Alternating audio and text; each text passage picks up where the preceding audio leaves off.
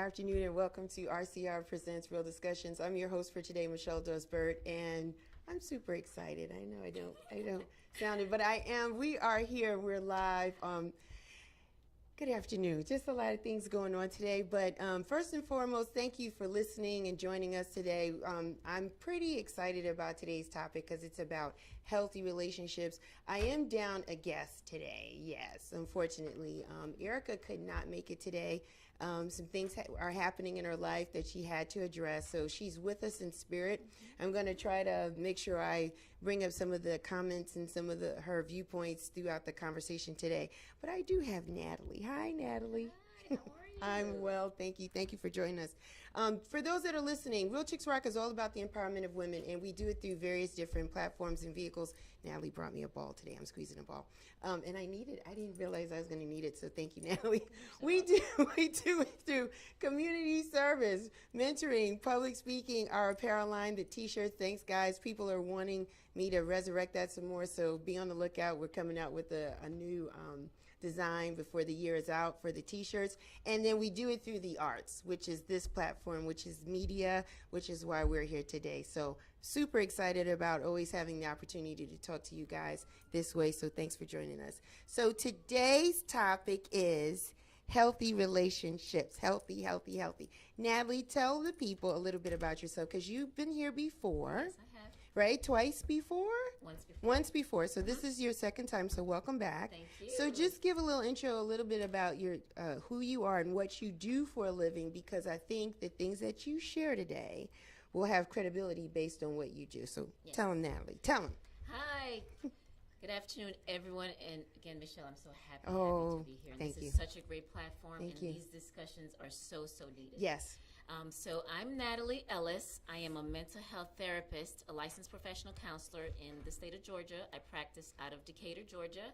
I've been practicing since 2000, and I've been licensed since 2001 and providing therapy. So a lot of my work is doing therapy with individuals with trauma. And as we know, based on our experiences, it impacts our mental health. And oftentimes I have a lot of clients with lots of trauma, and that impacts their relationships. So this is, again, a great topic. Yeah. Mental health and relationships goes hand in hand. It does. Mental health with everything goes hand in Yeah. hand.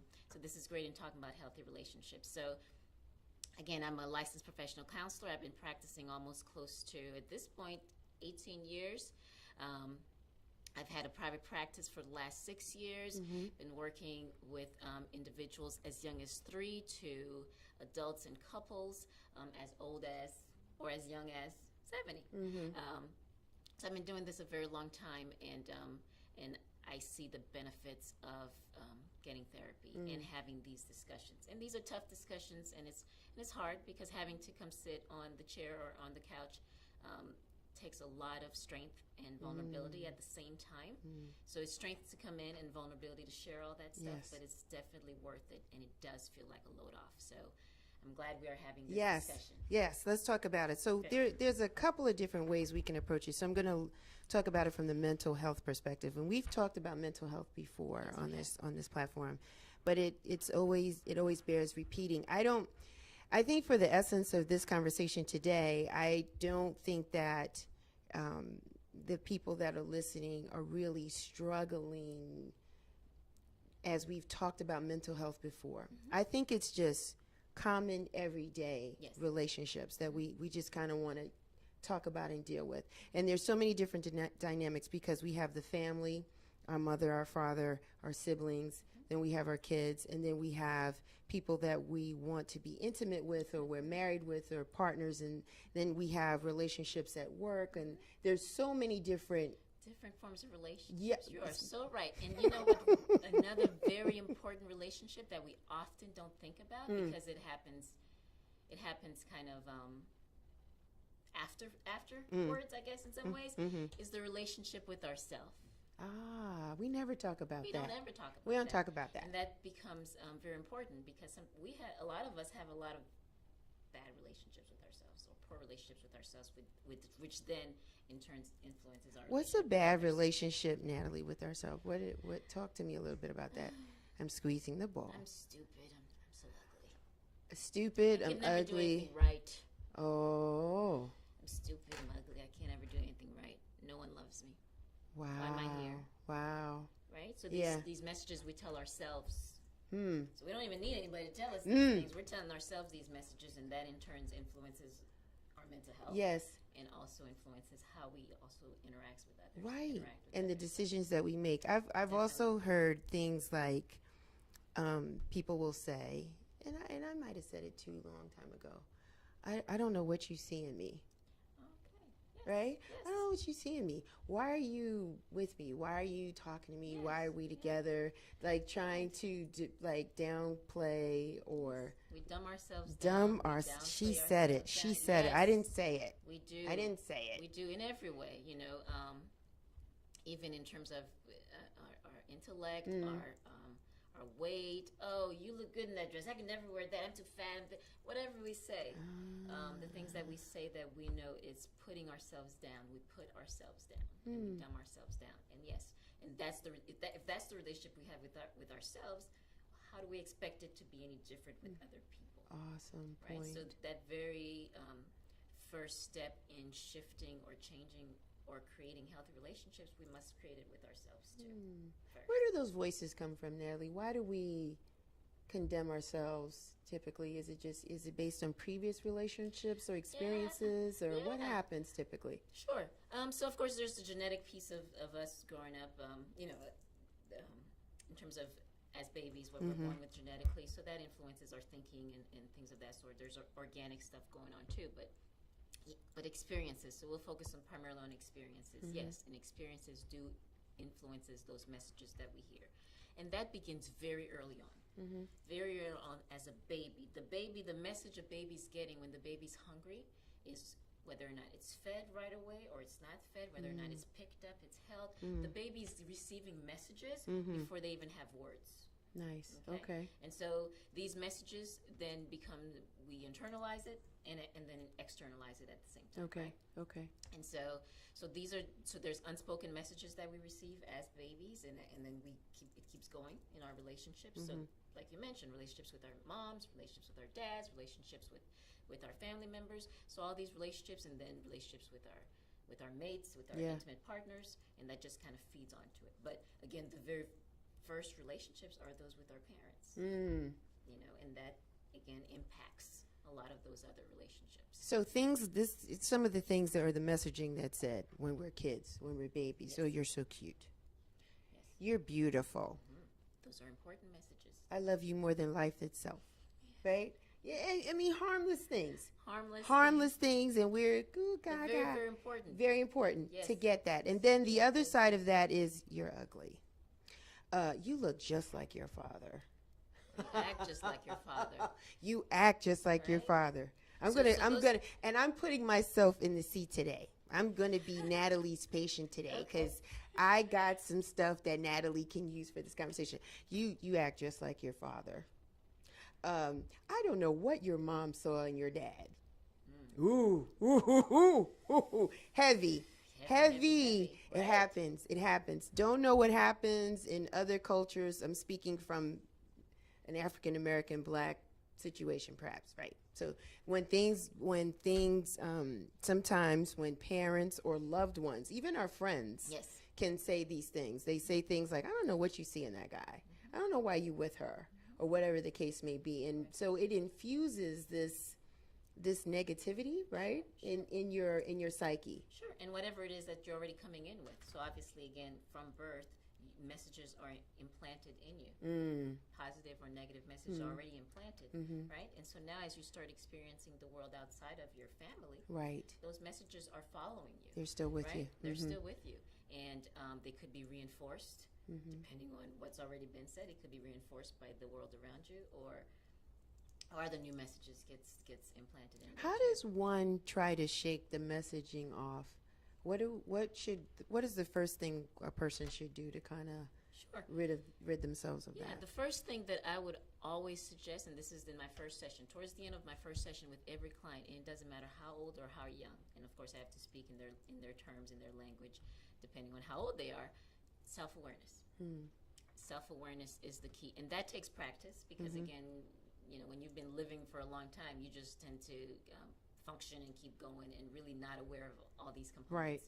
Right? But self-awareness is the first step in helping us become aware of what's going on with us. And so that self-awareness in regards to our self-esteem, our self-awareness in regards to what's going on in our thinking patterns, what's going on in our emotional patterns, what's going on in our behavior patterns, as well as what's going on in our body, because our body tells us things as well.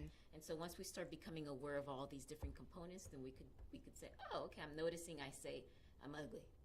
And every time we say these things, whether we're conscious of it, because after a while things become so unconscious, right? And once we notice that we do that, then saying that automatically brings on a certain type of emotion, brings on a certain type of behavior. Right. It may do something also to our body, right? And so the key with clients, I tell them we need to start paying attention to these patterns, and particularly the negative patterns in our thoughts, in our behaviors, in our actions, and everywhere. And so with that first step, then once we start recognizing, then we could make choice to do something different. Right, right. So I guess it's important for us to start having a self-care regimen, if you will. That's a big part of it, too. Every day. Daily. Another thing that we don't realize, and you touched on it, is that our words very powerful. are so powerful. So, for example, I love you means the world. And then I hate you. I saw that warmth. I don't want that warmth right now, because now I'm going to say I hate you. Right? I can't stand you. You get on my nerves. Or a favorite. You make me sick. And we're so quick to say that. And not noticing, again, the message that it's sending out, but also the intensity of the emotion it also sends out, and what it creates to the individual that's receiving this information. You know, and after a while, and I hear this a lot with clients, kids as well as adults, they're numb. And after a while, you just get numb to it. Yeah. And numbing, because again, depending on how much hurt and pain you've experienced, numbing helps protect you from those things, but also numbing keeps good experiences from happening too.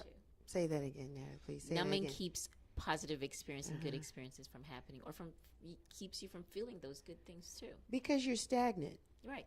You're stuck. You're trying to keep yourself from feeling things, from whether it's through experiences or not keeping detachment, or doing whatever you need to do in order to not feel connected. So then you deal with your surface stuff. Right? It's kind of a little superficial. Right. We're only functioning in the superficial. Right. Just to a certain degree, a certain level, we're really not going to get deep because... Right. Because then I might get hurt if I get deep. If I get too attached, if I actually do end up liking you, what may happen if you hurt my feelings? And relationships is all about that. So when I talk to clients also about being in healthy relationships, yes, it is a risk. Yes. Love is a risk. It's very risky. For others, it's a risk. Yes, it's a risk. And so a lot of that is recognizing, whether or not you're willing to take that risk, and who you're going to take the risks with. Because there's people that, if they've shown that they're not worthy of that risk, then we have to do something different. So it's definitely not okay to take that risk just with anyone. Right. Sure. But it is a risk. It's a risk. So what happens is because, and I'm going to use me. Okay. Let me put the disclaimer. I'm very happy right now. I am, but I'm going to use me as an example. So I have issues. I just, listen, I'm just going to be superficial. I'm going to deal on the surface. I don't want you to get too close. I really want people to love me and to like me, but there's just so far that I'm going to go because of past and previous experiences. Yes. I have problems with forgiveness. Okay. Right. Look how your face lit up, man. You couldn't see that. Her face lit up. So how do I deal with forgiveness, the forgiveness and forgiving others? What do I need to do? Is that possible for me? Sure. I think part of forgiveness, and I have a colleague who talks greatly about this topic, forgiveness. And one of the things she talks about is that oftentimes people have misconceptions and myths about forgiveness. Okay. Right? And so forgiveness means that everything that they did is okay. If I forgive this person, that means, it's okay whatever they did.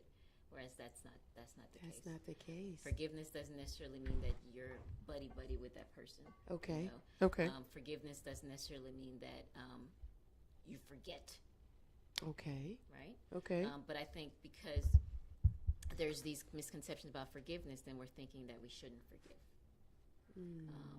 But forgiveness is primarily for you. Really? Forgiveness is for our own. For ourselves? It's really for me? ourselves. It's not Yes. for the other person? It's not for the other person. So how do I win by forgiveness? What is the benefit for me? If somebody did me wrong, or I felt some type of injustice was done to me, and I forgive them, how does that benefit me? Well, part of it is recognizing what it does to you when you're holding on to that anger, right? And so the first step will be is recognizing that. So before we could heal and before we could forgive and do other things, we first have to recognize the pain and hurt. Okay. Yes, we do have to recognize these things too, Okay. not dismiss it. Okay. So forgiveness is not about, let me just forget about or not talk about what happened or pretend it didn't Okay. happen. No, it's not about that. Okay. We still have to acknowledge and recognize what happened and confront at times if need be what happened, and then at the same time recognize what it's doing to us as individuals. Oftentimes we're angry at someone and we don't want to forgive. The hurt and pain impacts. Yes. So mental health, there's strong correlation with mental health and physical health. So I constantly have to say that. So again, because again, when we're mentally drained, when we're mentally burdened, it impacts the body. Yeah. And then our body gets weak and our body, starts to be affected by that. Starts to shut down. Starts to shut down, correct? And so when you're angry at someone, kind of notice those patterns in terms of what happens to your body when you think about them, when they're around, when this and the anger and whatever's built up, right? Yeah. Yeah. And so the forgiveness in some ways is about how do you let some of that stuff go for you. Okay. Not for them. Not for them. So it's for me. So sometimes, Natalie, it's not even really so much anger. I think because you open up and you let people in Yes. and they do something. It's really you're disappointed Sure. Yes. in what happened. And I think that sometimes we have problems in moving from that level of disappointment. Sure. And so then we create another fence and say, and then there's this passive aggressive behavior. Sure. Because now it's like, yeah, we're cool, but we're cool to a certain extent Right. or a certain degree because I'm not going to let you in again. Right. And it's about having that discussion because trust is also broken. Because again, when people hurt us emotionally, it's hard to trust them emotionally. Right? And so, there's a bond that's broken and a trust that's broken. And so, we have to say that, you know what? Because of this, I can no longer trust you emotionally. Right. I may Right. trust you in this manner because Right. obviously if you're maintaining contact, you trust them at some level. To a certain degree. To a certain degree. And there's different levels of trust. There's Yes. different levels of relationships. Yes. There's different layers and levels of a lot of things. Yes. Right? Yes. And so it's about having that conversation with that individual and deciding whether or not you want to move past that. And I guess depending also on the relationship, Right. the kind of relationship, Right, whether or right. not we should work on moving past that, So it's about having conversations. Yeah, and being genuine and being open and vulnerable to whatever it is you're feeling. Yeah, because when somebody breaks a trust, an emotional trust, it's hard to feel safe, right? So safe. going back to those original relationships I was talking about, again with our parents, we get emotional safety, right? When we cry and someone picks us, tells us it's going to be okay. That's emotional safety. Yes. And so when you get that from people that love you, you tend to expect this is what people do, right? Emotional safety, attachment, security, so all the trust. You're trusting. When your parents are providing, doing the things that they're doing for you, as a child, you're trusting that they're doing what they say they're going to do. Right. Right. And so all these things happen at that time, and then we expect these things from people that we relate with. Right. We're relating with. Right. Right. Right. Or not, depending on whether or not it happened. Or not. Or not. Sometimes we don't get it. So we put a lot on our parents, right? Unfortunately or fortunately. Some parents get it. They know. And some parents do the best that they can with where they've come from. Sure. So there might be some deficiencies. There might be some, I don't want to say dysfunctional, but I think certain parents may do things differently. Yes. And so therefore your experiences growing up are going to be maybe a mirror image of that. I think it's difficult for some people, for most of us, and I use me as an example, to break a cycle, right? Because it's something you've known your whole life, right? sure. Until you're like an adult. And then you come out in the world, and you have other experiences with other people, and you're like, well, how do I change? Then we get in this space, well, that's just who I am. I can't change. This is all I know. So how do we kind of break that? Is that possible? Sure. And I think a lot of it is also going back to that self-awareness. And so one of the things I also talk to clients about is, again, that first relationship is with ourselves. And so recognizing, who are you? Right? Who are you? And I often get, I don't know who I am. Because again, and particularly for women, this is a lot more so for women. For women, we try to be who others want us to be because we're caretakers. So we try to fit into, when we have a boyfriend or a man, we try to be what he wants. Parents, we're trying to please parents, trying to be what they want. So oftentimes women lose themselves in their relationships, different relationships. And so figuring out who am I? And part of it, and I tell people, when you're making your list of who are you, please include the good, the bad, and the ugly. All of it, because that is who we are. No one's perfect, right? Nobody's perfect. So we're all these things. And then how do we embrace that? How do we embrace the ugly and recognizing, okay, this is something I need to work on. This is something I need to change. Sure. But first I have to embrace it and recognize it and do the things necessary to make that next step. But the issue for us as women, or the opportunity is that we typically don't want to show our ugly. We don't want to show our bad. But then that's a false sense of who we are. It is a false sense because then we're hiding. Right.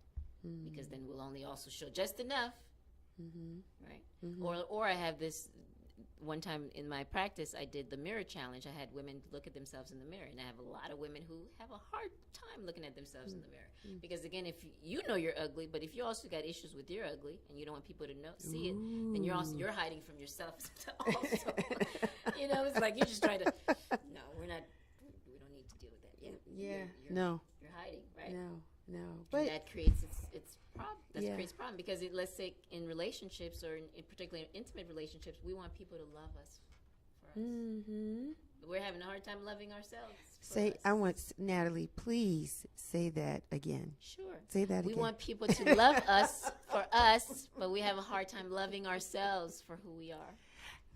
And it's not just women. And it's not just women. It is not just women. Unfortunately, there are some men that struggle with the same thing. Very much so. There's insecurity, and there's fear, and there's doubt. Lots of that. Which is why we have a lot of these men who engage in unhealthy, inappropriate behaviors. And it's not to rationalize their behavior, but a lot of them are broken. A lot of them are insecure, very, very insecure, immature, insecure, and they engage in those behaviors, and unfortunately they don't know any better. And so, again, in relationships, it's a two-way street in every relationship, right? We teach people how to treat us. Okay. Right? So if it's not okay to do this, we have to set those boundaries with people, whether we love them or not. It has nothing to do with how they treat us. We could love somebody and they're mistreating us. Right. It's not okay. It's not okay. Right. It's not okay to mistreat someone. So first we have to identify what that is for ourselves. How do I want to be treated? And that may also need to be, I need to also figure out, who am I? To kind of know, who do I want to be treated?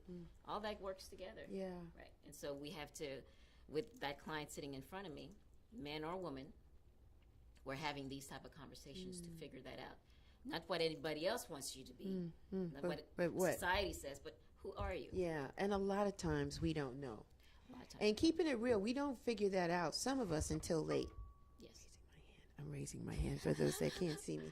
We don't figure that out until later in life. Sure. Because it's a couple of things. It's enough is enough. When you get sick and tired of feeling or viewing things a certain way, then you start to seek change for yourself. Yes. You do. And you start to think differently. You start speaking to yourself differently. You start talking differently about what you want and what your requirements are, because you have more clarity as to who you are as a person. And so there's a line of give and take, right? Yes. So there's ebbs and flows, and we bend and we give and take to a certain degree. And then when you feel like you're losing part of yourself, or you're moving too far away from what's a comfort level for you, then you have to stop the brakes. You have to stop and you have a conversation. You say, this isn't working. Right? I got to stop because I feel like I'm not where I need to be. And it's very hard. Sure. It's extremely hard to look at yourself. It is. And to do a self-assessment. Self-assessment. And right. to really not beat yourself up in a negative way, but to be honest and say, I am all of these things. I'm all of these people, or I have all of these opportunities going on inside of me. So it's very difficult to get to that. So yeah, we have to, it takes a minute, it takes time, but over time, and experiences come and they teach you and they help you grow and develop, and then you get that awareness. Right. And then it's also changing your community or your circle of people, because you got to have at least one, if not two people that are going to hold you accountable. Correct. And oftentimes people might be apprehensive in just sharing how they feel or what they see in you. Right. And so then they just they stop. They don't say. And so you continue to carry on the way that you do. What I also notice is that when you're dealing with your truth, you tend to isolate yourself. Yeah. Right? Because you don't want people to actually have insight or a preview of who you really are. So then you just kind of like, you cut people off. You don't do things. You kind of stay to yourself. You're sociable to a certain degree. You say the right buzzwords. You know what I mean? You have certain patterns and things that you do, and you continue to operate in this space, and it's not the healthiest space for you. Right. So it's a lot in order to, and then we've talked about this before from a mental health perspective, that we as people of color, Black people, we don't believe that there's something wrong with us, like in cases like even being physically sick, more or less mental. Because if you can't put your hand on it, then girl, you're all right, nothing wrong with you. But sometimes you need a therapist or some form of counseling because you need an unbiased entity. Yes. Unbiased entity where you could just talk. Yeah. Have a conversation. And really get to the root of things. I think what happens is oftentimes we don't want to get to the root because it could be dark. Right? Roots are put in the ground for a reason, because it's dark and nothing really happens, and so it can grow, and it's dark. And so looking at our own darkness, it scares you. It is. It's very scary. It's very scary. Very, very scary. Because then you have to hold those people accountable, or you have to let them go, right, and forgive them, right? And sometimes we don't want to deal with that truth because we want to continue to hold on to that. Yes. And keep them in that position, because then they'll give us the right to hold them there. Am I? Yep, that makes a lot of sense. Okay, I'm free. Right. And then because part of that too is when it's also in some ways easier to blame or hold somebody else responsible Yes. for our happiness, for our choices. Yes. When we also had a choice in the matter. Right. Right. Okay. But then not wanting to face that as well. But yes, you brought up a lot of points. That's self-assessment, and I think it's important this is something people can do daily in spurts, or weekly or monthly, when we assess goals, when we assess who we are, because we're constantly changing. Every day we're constantly changing based on our experiences, based on our goals, based on the things we have going on. And so we have to constantly assess and reassess ourselves.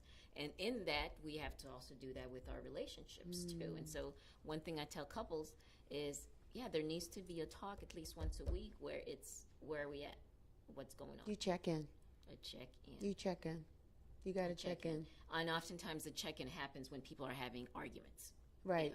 When we're arguing, we're mad at each other. Now everything that pissed you off, that's when it comes out. Well, that's not the best time. Yeah. We're both on the defensive, and once people are defensive, people are shutting down. No one's really listening. But Natalie, sometimes people are not ready to communicate right away. Sure. For some people, it takes a little longer than others for them to get to a space where they're calm enough to really stick to the facts and not really be emotional, and just express how they feel, whatever the occurrence was or the situation is. Now, for me, it takes a minute. It can't be timed, I guess. It depends on what the offense was. Sure. But then when I'm in the seat of as being the recipient, and if it takes somebody weeks to tell me what it is, then I feel away. Sure. And that's not fair because, everybody processes and handles things differently. But then I feel like then we've not resolved anything because you've got an issue and I don't know you have an issue until like way down the road and you go, remember that time when we were, and I was like, huh? Right. Half the time I don't even remember what you're talking about. And you said this or this happened and your body language was this, that. I was like, huh? I don't even remember. Right. You're absolutely right. And oftentimes I get from, well, I don't want to be mean. I don't want to hurt people's feelings. Mm-hmm. And so we are very concerned about other people's feelings, and that's important. It right? is. It is. Yet at the same time, there's ways to express our needs without the intention of hurting Right. someone else's feelings. Right. So I always let people know that too. That's not your intent. Your intent is not to let them hurt your feelings, to hurt their feelings, but at the same time, you don't want them to continue to hurt your feelings. Right. Right. Right. Right. So we have to have that discussion. And you're right, even in the middle of discussions, I get a lot of couples, some couple want to address everything right away, or one party in the relationship want to address the situation right away, and then you have another party who want to, take some time, a little They bit. need a minute. And so it's figuring out again that relationship. So in every relationship, there's a dance. I think there's a dance that takes place, and it's being aware and attuned to your partner. Okay. Right? And so in addressing the situation and also talking to your partner about all that stuff, because again, there's some people who need a day. Okay? They need some time. They need some time. They And need so some if time. Need some time, even though you're ready now, but They need some you time. being ready now is going to create more of a problem. It's going to create a problem. Give them some time. You do. You have to give them some space, and you got to be okay with that space. The thing is, Nathalie, even though we're grown up and we're old enough and we have kids of our own, there's still some skeletons in the closet from our parents. Correct. And it's hard to talk to your parents. It is. It's hard. Very, very hard. Because they're always right. It's interesting, hard. Because just this week alone, two of my clients, those were some of their issues. They're adult clients and had things they want to address with. Well, actually, no, they were actually teenage clients. So these are adults that parents are still living with in some ways too. But then just wanting to confront some of their parents, and then I've had some adult clients as well. And people aren't taking responsibility. You have some that happened so long ago. I didn't do that. I never said that. Right. I never told you those things. Right. And yeah, because we're not going down a black hole, like a dark hole. Like we're not talking about molestation or rapes. And those things are extremely important. Please, we're not trying to belittle that right today. Today we just want to deal with really like average normalcy. We're trying to just deal with everyday healthy relationships because we are struggling in this dynamic of just getting along and just getting here's the key, just being happy with ourselves. There are a lot of people that are not happy with themselves, and so what happens is they go and recruit people. Hello, I'm talking. They go and recruit people. Ooh, she looks good. She has all this energy. She vibrates really high. I know if I get with someone like that, I'm going to be okay. And they're not eligible to rock with somebody at that level because they got some stuff they got to deal with. Because we all got a bag. Like nobody is perfect. Nobody's perfect. But we have to decide. You got to be fair and you got to come to the table. You got to like lay out all your bags and allow people the opportunity to say whether or not they want to help you carry that bag or work with you as you get through it or not. But you can't sign up for a role. Because again, that's that whole, the image, the vanity, surface stuff. We're not really going to go deep. Maybe they feel like, oh, it'll never come out. But the more time you spend with a person, and the more you communicate with them, it's gonna come. You're gonna have things come out from the person, your first girlfriend, your first boyfriend, just stuff way down the road. Previous marriages, we're older now because I'm divorced, so that's the first question. So how long were you married, and what happened to that, and da da da da da. So those are like fair questions, and so I think that people really have to take a look at themselves. And again, this is not to beat people up. This is like tools. We want to empower people with the right tools, because you got to get free, because the only person that's struggling is yourself. The only person that's struggling is yourself, because you got these ghosts or these feelings, or you've got these conversations that you need to have with people that you haven't had yet, and you're just trying to go through your day. You're trying to maneuver through life, and you haven't had them yet. Again, I think the toughest ones are with your parents. My family, my background, for those that are listening, my family's West Indian, right? So I have a Jamaican mother, Jamaican grandmother. I'm first-born generation here, my sister and I. And so there are principles and standards that I grew up in. Not bad, not right, not wrong. It's just what it is, right? And so you're like, you come out and you meet other people, and you're like, how do I, first of all, how did I get here? Right. That's the first question. He's like, well, then you start saying, what the hell's wrong with me? Something is wrong with me. I need to check myself, because there are just things that you're exposed to, that's spoken over you, and it's done in the heat of anger, primarily, because when everything's great, it's great. You're the best kid on the planet. But when people are mad and they say some stuff and they pull stuff out, and you're like, and as a kid, you're like, that doesn't have anything to do with me. I had nothing to do with that decision-making process, so I'm not really sure why I'm being blamed or called out and certain stuff like that. Yes. But you're a kid, and they're paying the bills, and that's where you are. But the legacy of that, it stays on you.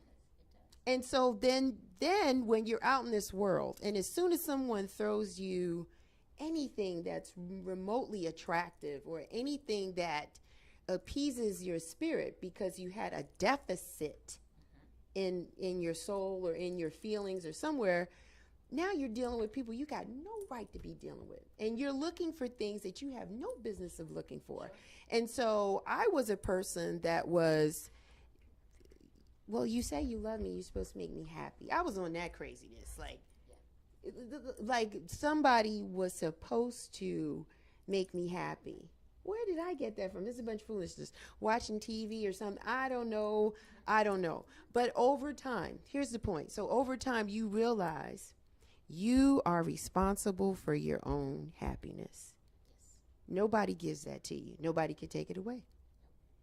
You are responsible for your own happiness. You have got to be good in the skin that you're in, because you're going to have problems. You're absolutely right.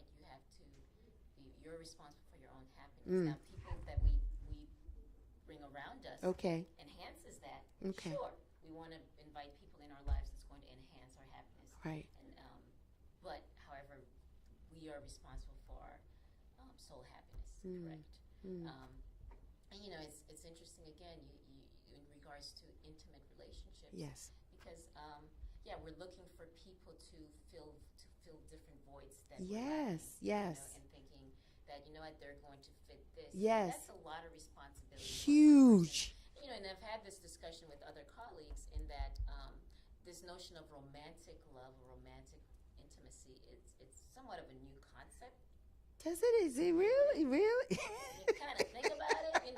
Most societies, you have arranged marriages. You have people get married. The rich person from this village marries this person from this village. So this notion of what we're creating now, it's a fairly new concept to some extent, and thinking that one person is going to fulfill all of those needs. That's something to really consider and think about. Which is why when I deal with couples, and I see a lot of couples where they're struggling, where one partner is expecting their man or their woman to be all of these things. And it's just it's difficult. It's hard. And then people are coming in with their own baggages as well. But no one person can be all things. And no one person can be all things. I'm going to say it again. No one person can be all things. But I think, though, there's a fear or concern, because then there's this whole other dynamic. So when you're in a relationship, there are some people that are comfortable that you have friends that are of the opposite sex, and some people are not.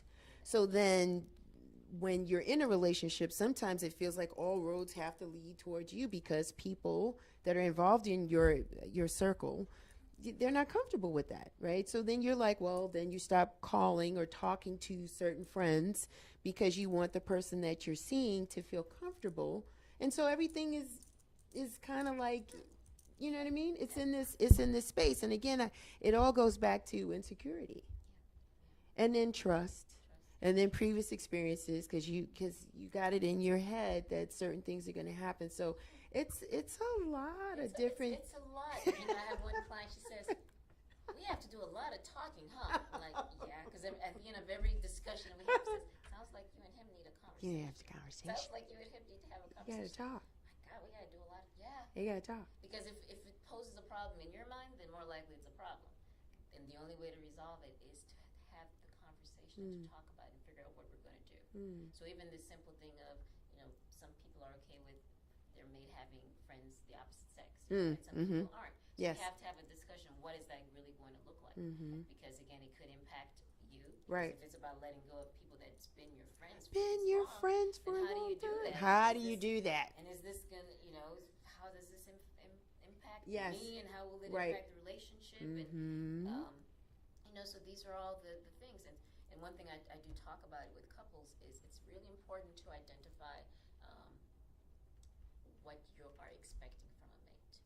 You know, I don't think people really do that because again, I have an idea what a husband should be. You probably have an idea my partner have what a wife should be. But then my idea of what a husband should be is based on my upbringing, my experiences, your idea is based on your experiences. And guess what? It could be totally two different things. Yes, we're using the same words, husband and wife, but we could be talking about two different type of concepts. Different things. So we need to talk about it. Yeah. You know, because again, what I think tends to also happen in relationships is people argue and people get into things over things that they just disagree about because I was expecting a wife to do this, or I was expecting my partner to do this, and she's like, well, this is not what I do. I wasn't expecting that. Right. That's not my role. Even the simple thing as cooking, and which is, you know, it's okay for a man to want a wife or a partner that cooks, sure. But then if she's coming from the belief that that's not what she believes and she doesn't cook, then that's going to create a problem. That's going to be a so problem. we have to have a simple conversation about that, or else we're constantly arguing. And I've had that happen in a relationship where a lot of their arguments was because she would come home and he'd been home all day and he hadn't cooked a thing, hadn't done a thing to feed himself, waiting for her to come and cook. Because in his life, his mother did that. She was a caretaker, a homemaker, and she was able to do that. So that's what he saw as what a wife and a mother does and a woman does. And so he expected her to automatically fall into that role. That wasn't how she was raised or brought up. I'll do it for you. She didn't have a problem doing it. But if you've been home all day, you cook yourself. You take care of yourself. Okay. But they needed to have that discussion. Yeah. Or else the more they continued, here they were having arguments and fights about Yeah. I mean, the times are different, right? I'm 51. So you're talking about 50 years ago, 40 years ago, where parents or people got together, the dynamic, the workforce, the world was just extremely different, right? So I grew up in a single-family home, so my dad didn't live with us. He and my mom never married. So it was always working women in my house, like strong women that thought they dress nice. They dress nice. They get up. They go to work. Polite, professional women about business, like handling business. I've seen the women in my family raise a family and manage and pay the bills. And it's no diss to men. They just weren't it wasn't in our space. I had a good relationship with my dad. He just didn't marry my mom. Okay, I got it. But back then, men had jobs, realistically, and they made enough. It wasn't a lot, but their wife may not have to work, didn't have to work, so they were the provider. During those times, when men are the provider, ultimately, they make the decisions of the house, right? So the mom is the caretaker, as you said, the nurturer. She cooks. She washes the clothes. She's home every day. The kids come home. They see her face. She helps with the homework while he's making the money. He's doing what he's doing. 2018, different, totally different. Different and the same in some ways too. Those roles, because this is another discussion. Say it. A lot of women. Come on. Those roles that you said that you identified that women did 50 years ago, women are still doing those roles. Still. And working. And working. And food is working. Still expected to be ready. Yeah. So it may not be for the husband, but nope. definitely the kids got the kids got to eat. It's the same thing. So it's more responsibility on us. Not that we've asked for it. It's just the way the society is. It's, people, I tell people all the time, corporate America is getting 2 for 1. There's people realize that a black woman is a double minority. She's black, one minority. She's a woman, that's 2. So instead of really allowing more black men in the roles, they can get a woman in the role. So that satisfies it and appeases the code that they have to, the quota that they have to meet. But meanwhile, the family is broken because blah, blah, blah, blah, blah, blah, blah. Fill it in, right? But it's a different time, right? We have different responsibilities and different roles. Anybody that want to step and say, I got you, I'll sit down. I will sit down. I'll just run Real Chicks Rock all day. I'll sit down. But unfortunately, everybody in the house has to work. And just to make bills. So it's a different dynamic. And so we are totally different. We're totally exposed to different things, different nuances. So the behaviors we saw as children, some of it doesn't really exist today in our household. We can't. I mean, to your point, Natalie, you have it, but then there's other things too. So with that, people are, men tend to like a woman that's a go-getter. That's what they say. That's what I've been told. They I like the fact you running your own business. You doing this, you doing that. You're a single mom. You're doing that. Oh, it reminds me of my mom. Blah blah blah. All checking the box. Blah blah blah blah blah. But then when they're in the role, hello, is this on? I don't know if this is on. You guys are in a relationship role, and you're just all over the place. Too busy. I don't. Listen. You're just not making enough time. I don't think you got time for me. I don't think this is going to work because you're not going to be able to make time for me, and I need time and attention in the relationship in order for it to work. This is real talk. So healthy relationships. This is what we're talking about. So my thing is, I want you to look and read. Go to the website, go Google, read a bio. Be sure. Yes. Be sure you're going to be comfortable with what you think you want to sign up for. Okay, I'll just let that sit for a minute. Be sure. You got to be honest with yourself. Single mom, that means single mom. Single parent, that means child. That means child will need me. That means you have to be sure you know what you want. What that looks like in reality. Thank you. Because it looks great on paper. It's great on paper, but in reality, what does that look like? Okay. And I think that is, in relationships, that does become a lot. Yes. With a lot of what I've seen, and I have a client currently, and that's a lot of her.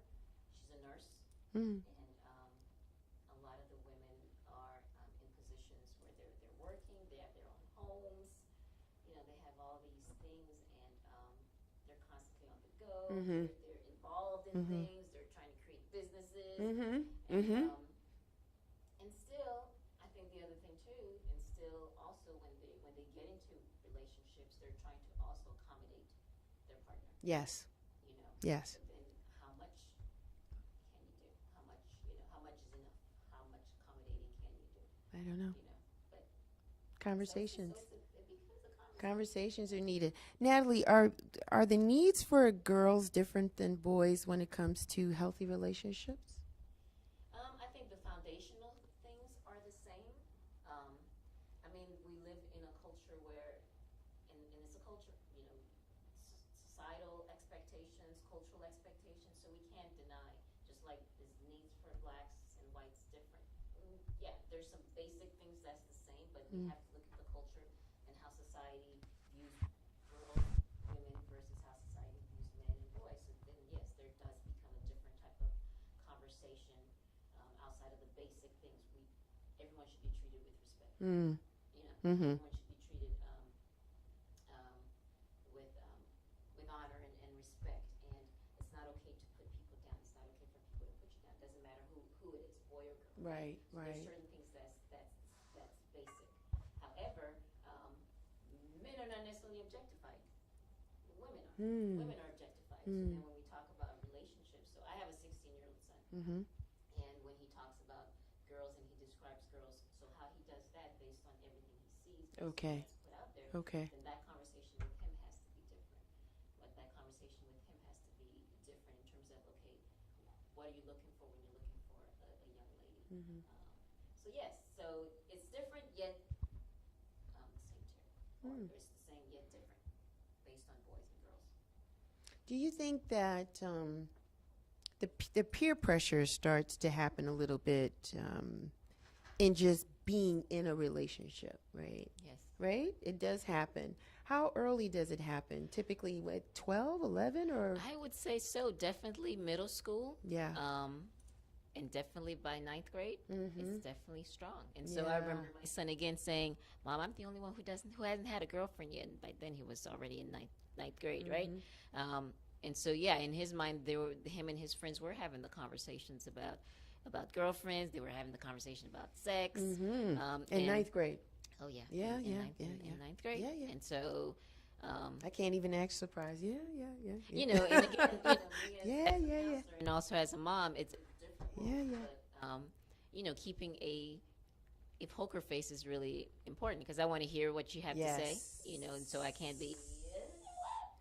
I know. Can we talk about that? So I want to hear what's going on. I want to listen in. And I want to hear your, Mom, what do you think about that? I want him to come to me and ask certain questions so I can have an idea what's going on in their minds. But yes, relationships, and that starts early on. Because these kids,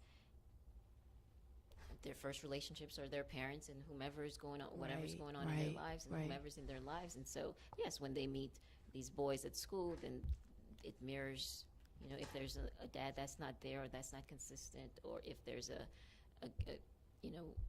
my son was telling me about one particular situation. One girl was hurt and pain, and then so she was numb, and they were talking about how they're numb, and they don't want to get hurt, and they're having these discussions, and they're still kids. You're already hurt, and you're a kid, but then you're already hurt because your family already hurt you. So now you're of course you're afraid of being hurt by this boy, because you've already been hurt by other people. So what do you say to your son? Do you talk to him as a therapist or as a mom or both? I think at times it comes out as both, but I try to do it just strictly as a mom. But it's hard. It's hard. Give us a tool, Nathalie, because a lot of us are parents and we don't know what to say, especially as we've watched our children, especially those of us that have a very close relationship with our children. Like we see them every single day. And you see them evolve. They're turning into this different person, and it's part of the process. That's what they're supposed to do. So when they come, if our kids come to us about sex, any tips or suggestions as to what we can offer up as a parent to help them? Yeah, I do think it's important for parents to first identify their views on sex. Okay. Because again, who we are and what we believe is what we're going to give off to our children. Okay. Right? And so if I already talk about, sex is, the devil, talk about sex, so more likely my child will not be coming to me to talk about sex. Right. And so we have to kind of identify what our views are, what our expectations are, and it needs to be conversation with our children. Whether it's the belief of abstinence, whatever that belief is, I think it's important to have the conversation. Okay. And also having the conversation to allow the child to be who they're going to be. Because just because I believe you shouldn't do something doesn't necessarily mean this is what the child is going to believe or do, right? And so there still needs to be room for the conversation. That's not easy. It's important to pay attention to our kids. Yes. Right? And it's important to not dismiss.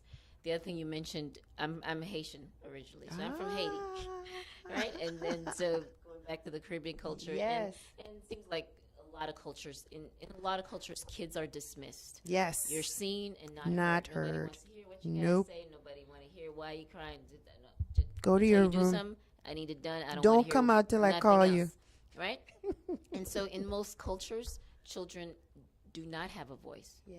You know, they're not, your opinion doesn't count, what you have to say doesn't count. And so there's a lot of kids who test that. And of course, those are what makes things difficult children. But again, those are also people who, like I tell clients, and those are people who change the world. Because again, there's people who stand up to the status quo. Yeah. As authority figures, as parents, we are the status quo. And there's people who stand up to that because just because I say something doesn't always Make it right, yeah. make it right. So we need people who's going to stand up to the status quo and make changes because changes are necessary.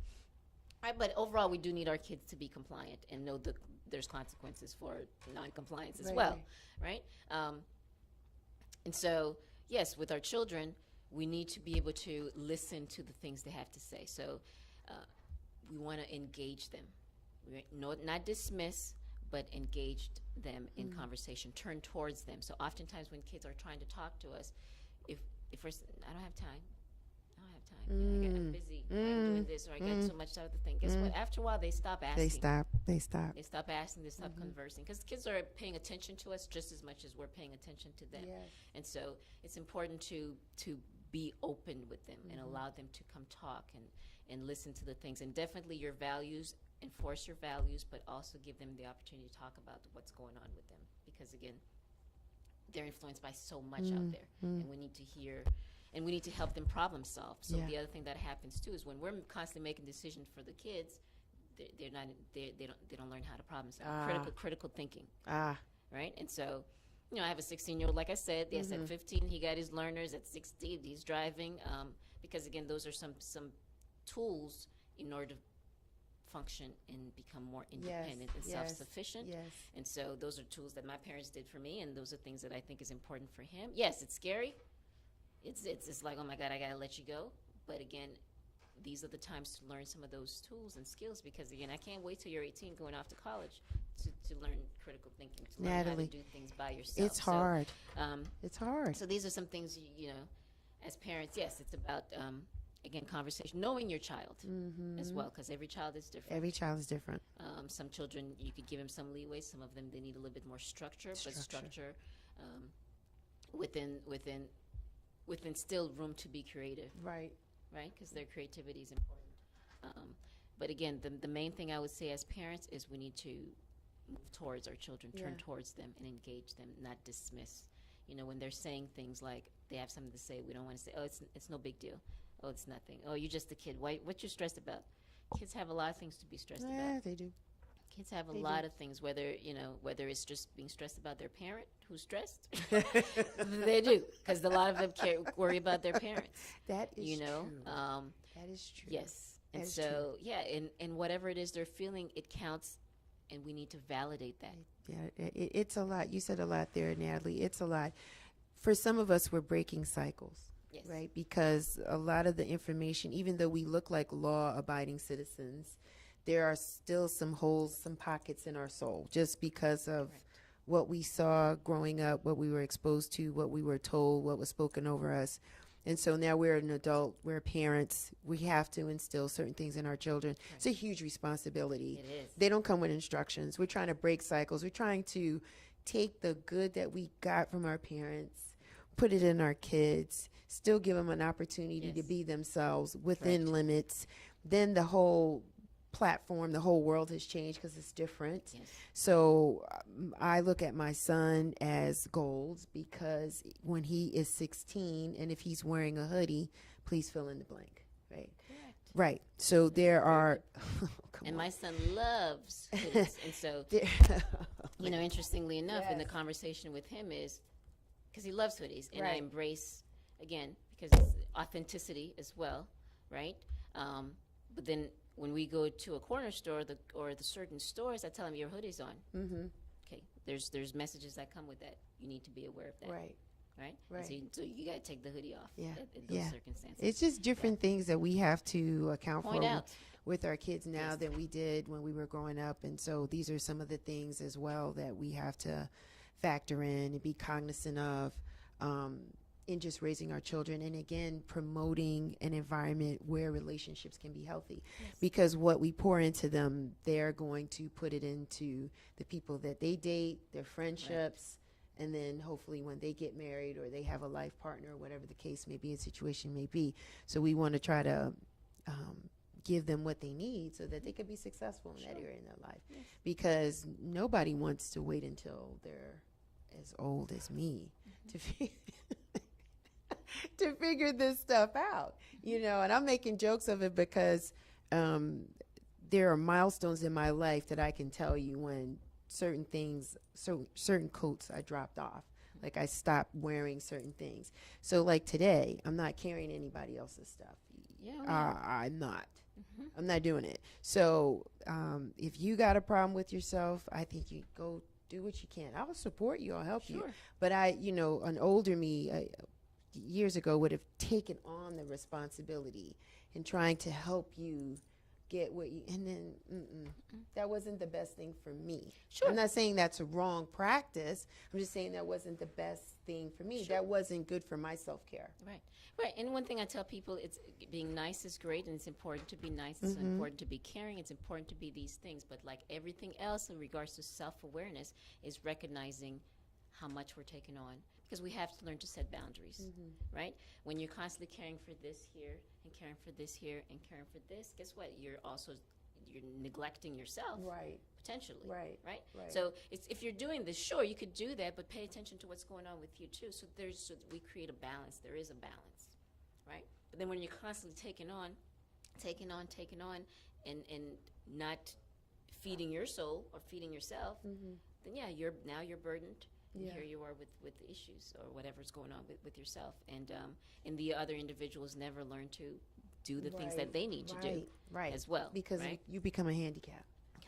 So those are the other things. Everything is about balance. Everything is about relationships is about reciprocity. When you're constantly the one doing and the other person is not doing anything, that's not okay. So there's nothing wrong with doing. Right? You can't do it all. But you can't do it all. But at the same time, if the other people aren't doing, then there is something wrong with that. That part is not okay. So, I would often hear people say, well, I'm not going to be nice anymore. I'm going to be mean from now on. Because it's like, I'm too nice. Well, it's not you being too nice. It's not about you being too nice. It's you don't have boundaries with your nice. You're nice to everyone and anything, even though the person have shown you multiple times over and over and over again that they're going to step on you. So when you say no,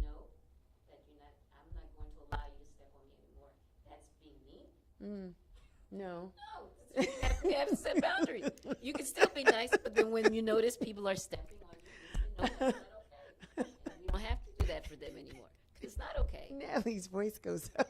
She's getting excited. I get so.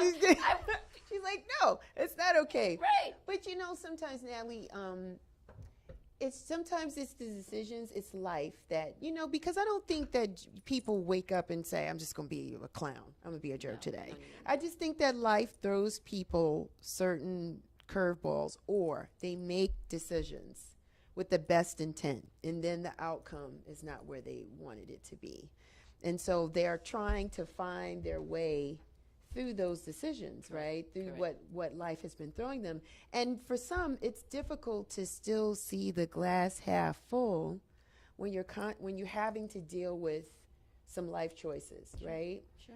Divorce is one. Like that was a heavy for me. Like it took me like 2 years to straighten up from divorce, because you're all in. I was all in. And you're all in, and then you're trying to find yourself and come out.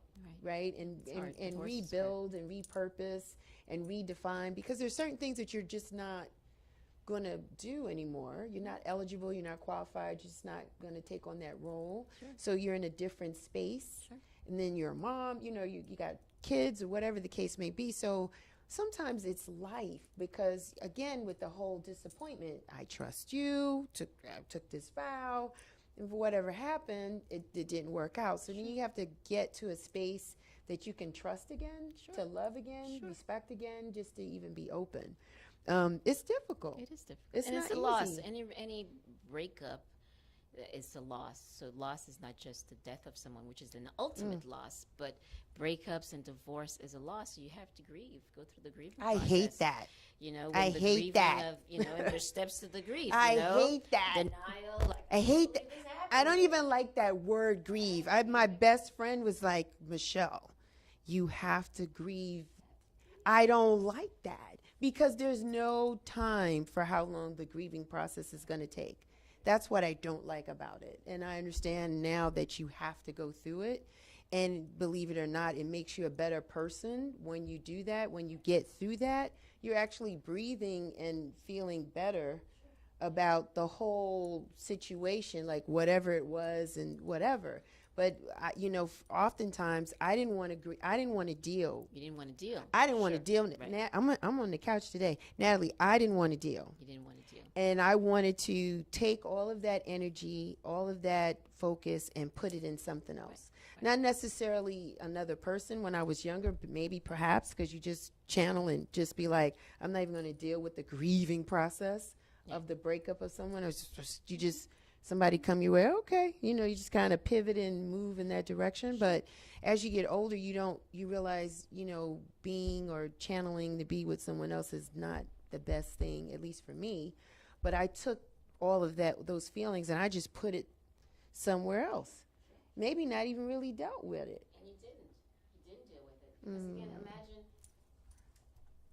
we have this box inside of us, right? Yeah. Yeah. Every time we go through things, we just kind of put everything in Yeah. that box, So eventually, with life experiences and time, that box become very, very heavy. It's heavy. It's very, very heavy.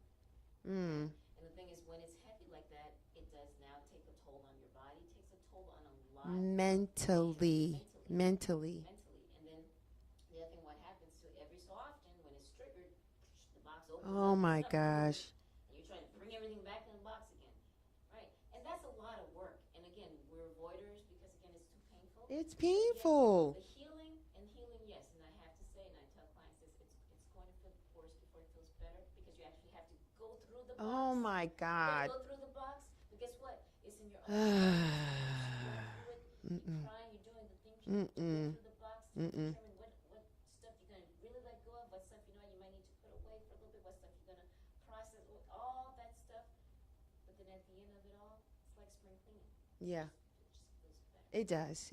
I think when you get to a space where you accept it, I think a lot of some of it, I'm speaking for me, the grieving process of whatever, the breakup or whatever, it's the acceptance part because you're still in that space of what it was. Yes. Or what you wanted to be. So you're like, I remember, like you could like map out the day. You was like, like days, and you knew exactly how things were, and you just go, and you just kind of sit there, and you just kind of bask. You go, I remember, and then you think about what it could be, but the reality is. And the thing about, again, we're just going back to relationships with self. The thing about the grieving, so you're grieving the loss of the relationship. Yes. So you're missing the person, but Yes. you're also grieving the loss of who you were too. Yes. Yourself is like now you have to be whoever this new person is discovering about you. So now you have to let go of. I gotta let it go.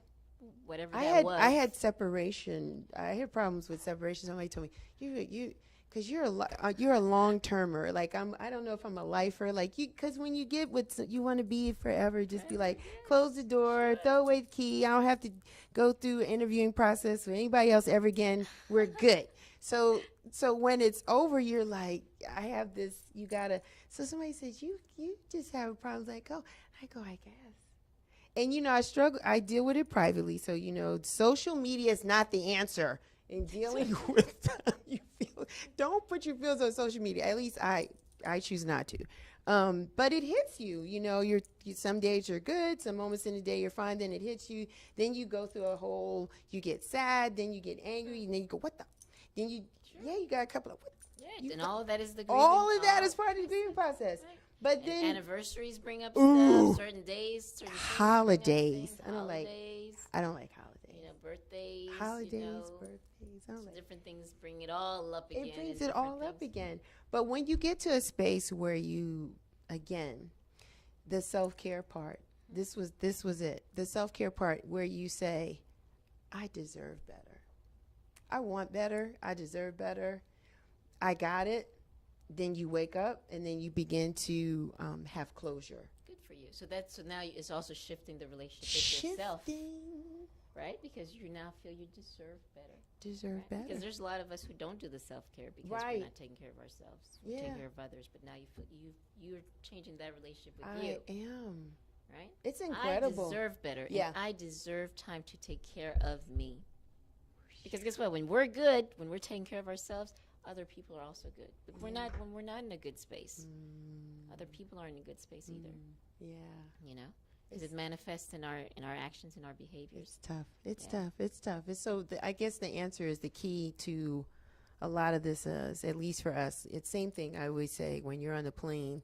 First thing they tell you is when the oxygen mask drops, right? You have to take care of yourself first. Correct. Before you could take care of your loved ones, your kids, or anything like Correct. that. And the same thing in relationships.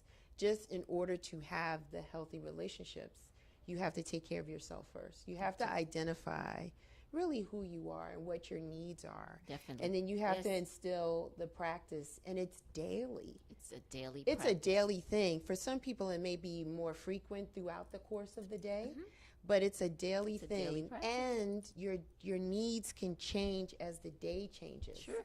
So what you may need on a Sunday is different than what you may need on a Wednesday. So I don't want people to feel like what you etched in stone is what it is. It's Right. not the end all be all, because Right. every day creates a different sensation for you. Which is why it's that self-awareness becomes really critical. So one of the things I tell clients from day to day, moment to moment, right. you know, it's paying attention to what your body's telling you, paying attention to what your thought is telling you. Wow. You know, because again, throughout the day, we're in different space of time, right? And so in this moment, if my body is feeling heavy and is telling me I'm kind of stressed, I have to do something about that. Yes. Because again, life will continue to happen, and then it'll become overwhelming.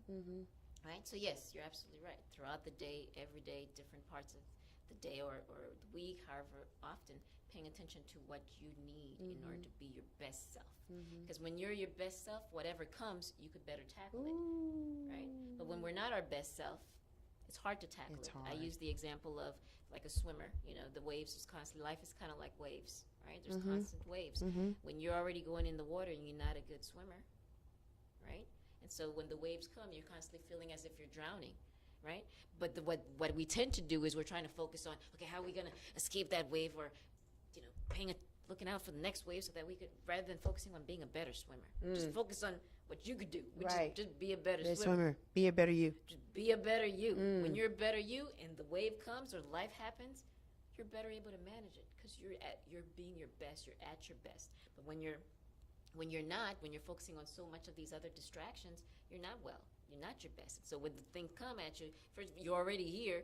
When this other thing comes, you're just more of a You're burden. just overwhelmed. It's just You're overwhelming. overwhelmed even more. Right, more overwhelmed even more. So the best work is taking care of you, getting rid of some of those baggages. So as life happens, because life, that part is guaranteed. Guaranteed. That's Just like guaranteed. death. Right. It's guaranteed, and we Like, have no just like control death. over how it comes and Yes, what comes, right? yes. But what we can control is what we do and how we respond and how we react when it happens. Yeah. That's what we can control. And in order to do that is, how do we be our best? Well, you know, I'm going to say this other thing too. Oftentimes, we do not want to deal with anything by ourselves, right? We don't want to deal with ourselves. We don't want to deal with life. So we feel it's better to have someone in our life. For whatever reasons, we feel like being in a relationship is an achievement, right? It's like, check the box. I's married now. Check the box. I'm got a man now. Check the box. Like it's an accomplishment. Well, or an and again, achievement. and I'm curious again, societal expectations, cultural expectations. You know, again, a lot of what we speak of is from this Eurocentric, even the expectations of family and a lot of things. So when I speak on things, I am aware I have to pay attention to. I'm speaking things from this perspective, this Eurocentric perspective. Okay. So even though we are African Americans, we're African Americans living here in the U.S. Yes. In Yeah. the Western world, Yeah. right? So our concepts of what family is and all these things is based on that and what's you know, this view of we need to be married happily ever after and all these concepts. And so yeah, this is what's been bombarded. And so yeah, we feel as if that's what needs to happen, which is why we have people who, if they're not married, it's an issue. If they're not in a relationship, it's an issue. If they don't have kids, it's an issue. Right. And who says Who says? Who says? So then at the end of the day, I bring it back to that person. Who says it has to be that way? Right. I get where it comes from, and we talk about those concepts. Right. Because again, who we are is also based on our culture and our society. Right. So sometimes I have to bring all that stuff into the session as well. Okay, where did this come from? Where did this notion of this has to be this way? Where did that come from? Okay, but who says it has to be? Who says? Right. I think it's fear. I think it's fear, and I think it's insanity is doing the same thing over and over, and you think you're going to get a different result. So if the problem is you, why do you continue to bring people in your space when the problem is within you? You got to deal with yourself. So I think it's, a fear of, I don't really want to deal with that. Sure. It's scary. It's scary very to have scary. to face that reality of not necessarily something's wrong, and then and in some ways it could be that what is wrong with me, and that itself also we put judgment on things. Yes. Okay. And so I try to in my sessions really try to take away the judgment, and so and what is wrong, and what is wrong with trying to figure out what is wrong. Mm-hmm. Okay. What's wrong with figuring out what is wrong? Obviously there's something that's creating some type of distress for you and unhappiness for you. And we have to figure that out. Yes. And there's nothing wrong with trying to figure that out, Right. whatever that is. We can Right. label it in different ways, but let's try to take away the judgment. So I try to really try to be a non-judgmental space for clients. Awesome. To talk and to really let go of all the things. And, clients say all type of stuff. And I have to say, and they would say, is that bad for me to think? I'm like, you know what? If this is how you feel, it's okay. There's nothing bad with how you're feeling. It's just how you're feeling. You're so good. Now what do we do about it? Yeah, that's the thing. Now what do we do? Because about there's action this? plans, Right. right. Because I don't want you to continue to feel this bad, and then now there's shame. No. I'm a bad person, or I'm unworthy, and then he creates this whole other thing. It's like, well, I get, okay. That's now another what do we word do? I don't like, unworthy. I don't like grieving, and I don't like I don't. I Grieving cannot and unworthy. stand the grieving process, and I don't like unworthy. Yeah. I don't like those words because it puts you in a space where you just think that you're not. And there And you go. you Ultimately, are. right. Which is what, again, that first relationship is with ourselves. Because, again, whatever we're telling ourselves, we automatically put ourselves in that space to believe whatever it is that's been told to us and that we now replaying in our heads. Yeah. And so, yes, it creates that space. And when it creates that space, through our thinking, emotionally, in our behavior, in everything. And now here we are, this cycle of dysfunction. I don't like that word either. It's a lot of words I don't like. It's a couple of words I don't like because it has a tone or a currency that comes with it or a vibe, and I just don't like it.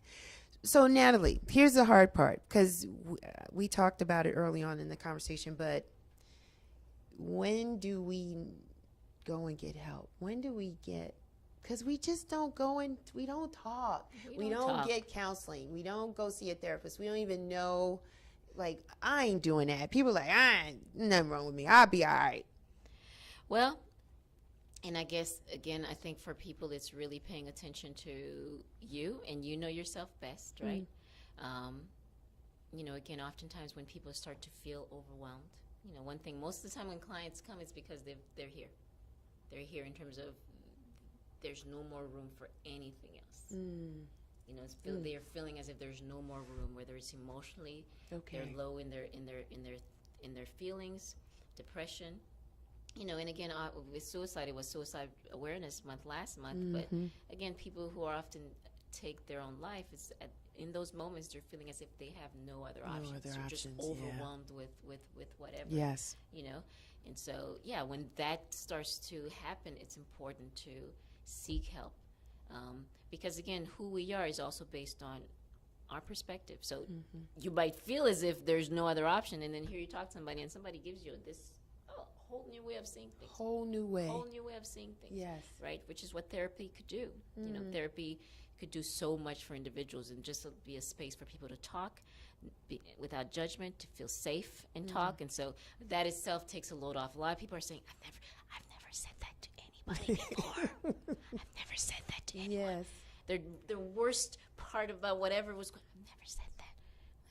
Like, and they feel better when they say it. I feel so much better. Yes. It's okay, guess what? You're still here. We're still here. We're still good. We're still good. Right? Nathalie, do you think faith helps us? Yes. So research shows that people who have faith and have some type of spirituality, they're more resilient, right? And again, it's our beliefs, because again, faith is also a mindset. Your belief in whatever it is that you believe in. And so if you believe that God will make everything okay, God will make everything okay. And that shifts a lot of things for you. It shifts a lot of things, yeah. Sure. So then people, yes, it does show that people who have strong spirituality and faith are more resilient to difficulties, in handling their difficult times and stuff like that. Yes. So yes, faith plays a big part in giving us something outside of ourselves to believe in. So. Will we ever be healthy? Huh? Will we? I feel like we're. Well, the thing about healthy too, it's the collectively, and you're talking about also individually. Individually, I believe we can. And it doesn't mean we're perfect. No. Right? And it doesn't mean we won't make mistakes. I make mistakes all the time. Yeah, exactly. We all make mistakes. I do. All the it's time. hard for people to realize that I make mistakes. I do. It's not intentional. Right. Oops, I'm sorry. Right. And it's interesting too. It's funny because I have a lot of clients who are a certain role in their family's life, because we play roles and we have strong roles in relationships. Going back to relationships, right. Our role is a certain way in every relationship that we have, right? And one of the things you had said earlier, which was important, it's reciprocal, right? And so if my role with you is always to kind of take on your stuff, or every time you're doing something, I take it on. After a while, guess what? That becomes the relationship. So when you said something about people don't intend to hurt, you're right. A lot of people don't walk around intending to hurt people, but they just do things based on their patterns, their own habits, their own this. So when I'm feeling overwhelmed because everybody keeps dumping their stuff on me, not literally in my profession, no, not right. but I just feel it, right? It's not because that's what they meant to do, right. even though I'm starting to attack you, because why do you keep coming to me with this? Right? But I've allowed it. Yes, it's what you allow. I've allowed it for a long time. So this is what they're going to just naturally do. It's not that they're doing it on. So yes, when you talked about also when we start to shift our behavior and do something different, it does also create issues in relationship, because now I have to tell you, no, I'm no longer taking on your stuff. I'm giving it back to you. You hand it to me, I have to say, no, I'm giving it back to you. Now you're looking at me like, what's wrong with you? What's wrong with you? Now you want to curse me out because I'm giving it back? Because you're so used to me taking it.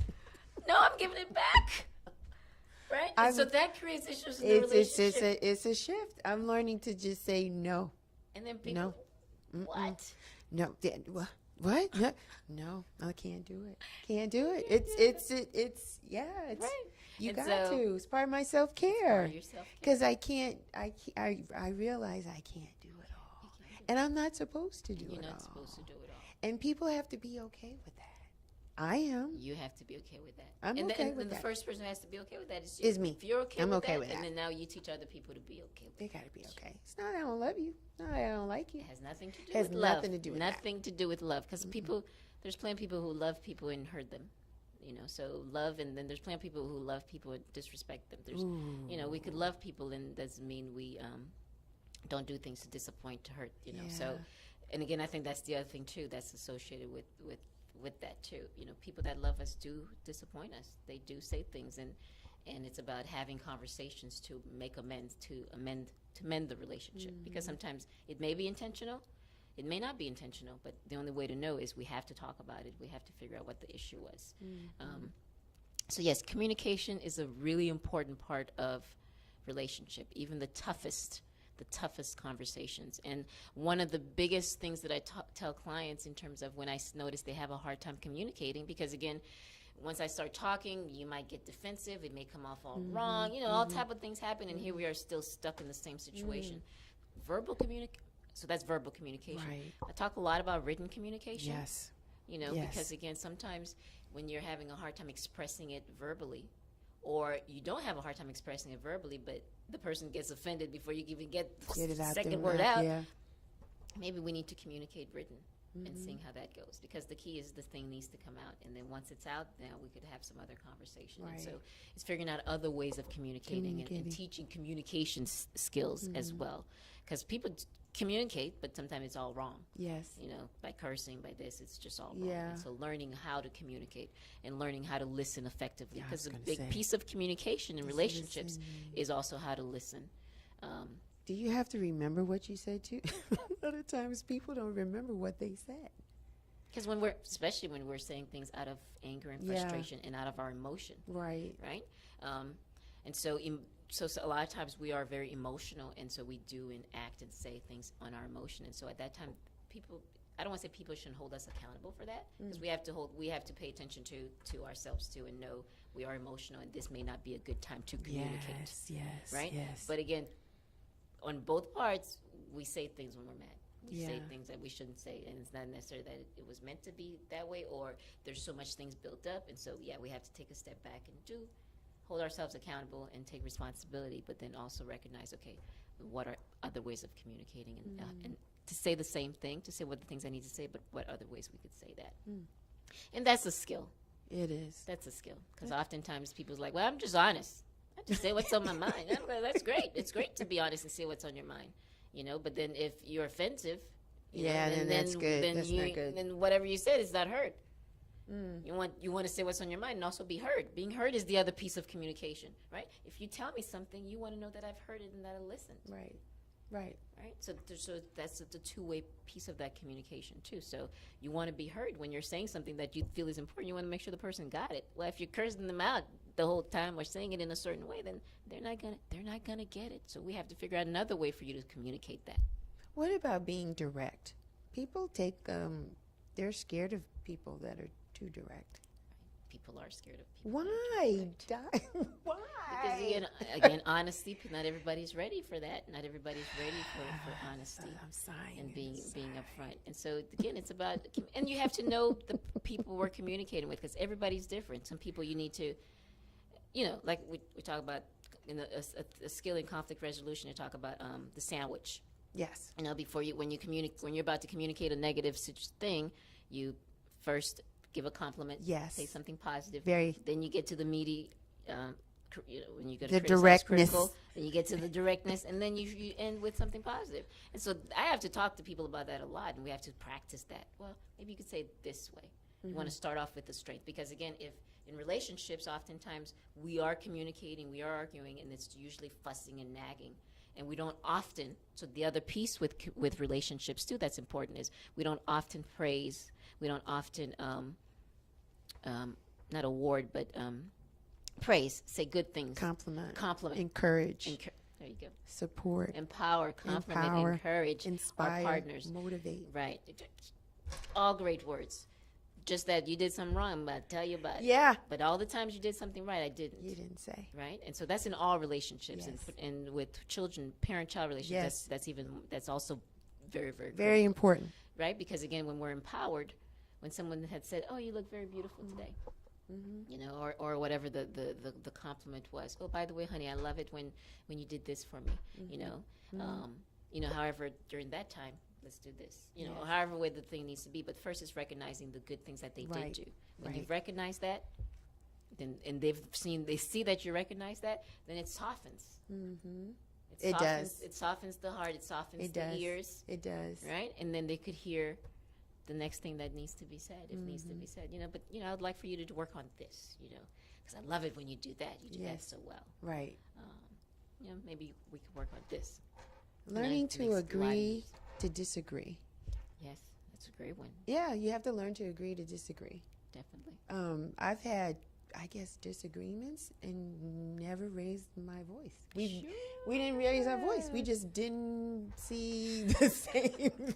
We couldn't see eye to eye. I thought about it. I was like, we've never had an argument. I was like, wow, it's pretty cool. But I think it's about the delivery of the message and then the timing of the message as well too. Correct.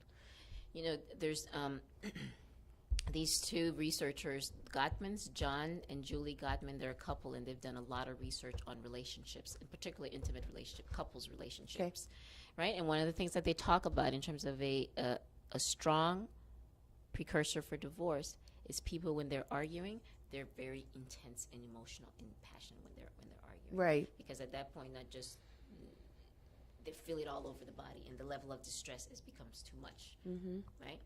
Versus another couple who could be arguing about the same thing, but their tone is different. Mm-hmm. Their engagement is different. Mm-hmm. And so they're more likely to last versus the couple who, when they're arguing, they're feeling so, because again, it's almost like you're feeling unsafe every time you have an argument. Yeah. Yeah. Right? That's not good. And that's not good. Right. And so That's not good. That's one of the big things, the precursor for divorce. It's not as if one couple doesn't have arguments or doesn't have conflicts in their relationship. It's just how they're arguing and how they're communicating and dealing with that is a lot different Yes. than the other couple. So it's not the lack of issues in a relationship that makes a relationship last. So in any relationship, it's not a lack of issues. It's how do you manage and work through those issues. That's what makes a relationship last. It's not the lack of. It's not the lack of, because every relationship got issues, because everybody got issues. Everybody got stuff, something. right? So it's not the lack of.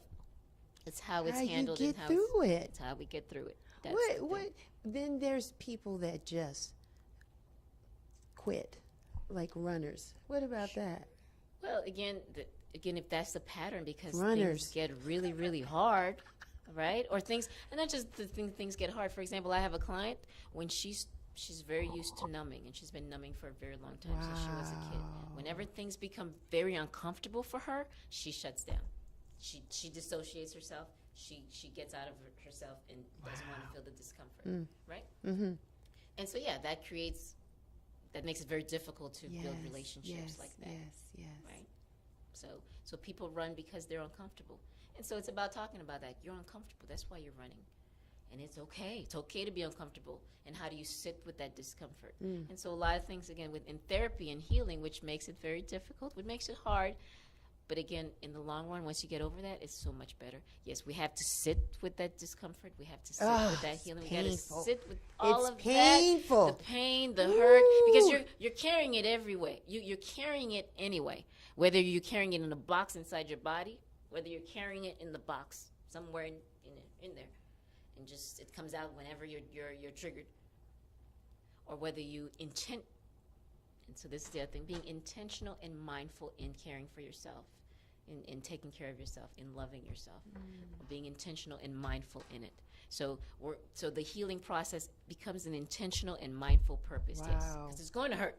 Yeah, because we're going to talk about stuff that's going to hurt, but it's being intentional and mindful in recognizing the pain and going through the hurt. Oh. And versus the hurt just triggered. You just triggered and It's tough, but it's worth it. But it is 'Cause so worth it. You gotta have healthy relationships. We gotta have healthy relationships with yourself first. Yes. So Self-care. Self-care. Talk and about taking care it. of our mental health is a big part of that self-care. Mental health. Our mental health dictates everything. Dictates a lot of things. So stop with the voices. It's foundation. Stop with the voices in your head. Just The voices in our head. in your soul and your spirit. Go talk to somebody. Be held accountable. Communicate. Work on a self-care regimen. Self-care regimen. And then if you can't do it, then call my friend Nathalie. Make an appointment. That's right. How can people get with you, Nathalie? Where are you? Where can they find you on social media? Yes, so I am on social media. I have an Instagram, Esteem Counseling Services. That's my Instagram. And I do this wonderful thing called Ask the Therapist, which is Wednesdays at noon, where I would kind of give a topic. Yeah, I've changed it to noon. Yeah, because it was at 8 o'clock, It was 8 right? p.m. Yeah, correct? yeah. And it was feeding into my self-care time. Yeah, it 'Cause was. at 8 It was p.m., good at 8, I'm trying though. to eat. It was nice. I'm trying to eat at 8. I'm trying to do different things, take care of my son at 8. Yeah. So So noon. it's feeding into that. So yes, so it's now at noon. Okay. And from what I've seen, it hasn't been too much of a difference in terms of people who's chiming in. But again, we all have to learn to adjust. So if I need to readjust and things like that, that's You're fine. very But flexible. definitely, it's at noon at this time. It's on Wednesdays at noon, where I would give a topic. So earlier that morning, or sometimes the night before, I may give a topic. And I've done topics on depression, anxiety, self-esteem, suicide. And those are different topics. I may talk about facts, symptoms, triggers, diagnoses and talk about those different things in regards to those different topics. And so all those things I do on Ask the Therapist on Instagram Live, Wednesdays at noon, and then I save those also on my YouTube. So I have a YouTube channel, Nathalie Ellis, where you could go check those things out too, all the ones from the past. You could check those out on my YouTube channel. So that's under Nathalie Ellis. Nathalie Ellis. Correct. And then I have a Facebook, Esteem Counseling Services, my Facebook, and then Twitter, Esteem Counseling Services. So I'm on all those different social media. So I do a lot of things with my Instagram and also all my social medias where I post different things, talk about different topics, because again, education is really important. So my business is Esteem, and Esteem stands for Empower Self Through Enrichment, Education, and Motivation. And so I'm all about making sure that with every individual that they feel empowered, enriched, motivated, and educated, because that's so important, and all in the topics of mental health. So again, that's my expertise, mental health, and so I'm all about that. Nice. Good stuff. Yeah, we missed Erica today, and Sure did.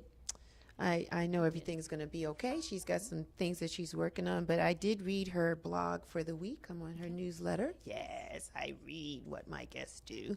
And so she talked about being a newlywed and the importance of communication. So if she was here, she would probably echo every one of your sentiments about communications, but she learned for herself that it was important for her to check in with her husband and communicate what her needs were, and just be open about that and understand what his needs were too. Yes. Because it goes both ways. So it's not just one way. It's all about me. You have to be able to be, it's reciprocal. Yes. So you have to pivot and turn and be able to do that dance. Do that dance with your person. So shouts out to Erica and Anthony. Hi, those guys are taking care of some business. Erica's with us in spirit, but that you know, that's me. That's our time today. We've covered a lot. You know, you didn't get it all. So go out, follow Real Chick everywhere. Facebook Living over here. Hi. YouTube, Instagram. We're on Apple TV. We are, we're everywhere. I am everywhere. We're podcasting. We're doing it all. So thank you, everybody, for your support and for checking us out. Just follow us, and not just follow, just subscribe and view and share. That's very important that you guys share the messages that you're hearing today, because we want to empower the masses and we want people to be happy and have healthy relationships. It does us no good if we're the only two that are happy. We want everybody to be healthy enough to be empowered into a healthy relationship, so that their life here on this side of heaven is fruitful and joyful and as pleasant as possible. So thanks everybody for listening. I'm just going to sign out with this. For those people, I want you guys to check this out. Communion City Northview Christian Church is one of our sponsors today. Hi, thank you. Midtown Art Cinema is the location. It's 931 Monroe Drive in Atlanta. Please join Pastor Hart Ramsey on Saturdays at 10:30 a.m. So we talked about faith and the importance of faith. Please, if you're in the market of looking for somewhere to maybe get some form of worship or some type of faith-based experience, feel free to check out Communion City Northview Christian Church here at Midtown, in Midtown Art Cinema, Monroe Drive, 931, Saturdays at 10:30 with Pastor Art Ramsey. That's my time for today. Thank you, Nathalie, for being a guest. Welcome. Thank you. I love it. I loved it too. Until next time, you guys continue to take care. Oh, yeah. And don't forget, we got this workshop series, how to write grants for nonprofits. I need to see you in the building. It's next Saturday at 9 o'clock from 9 to 10:30 at the Philip Rush Center. So come join us. RSVP and reserve and register on Eventbrite. I hope to see you next Saturday. If not, until next time, you guys continue to take care. Great. Rock on.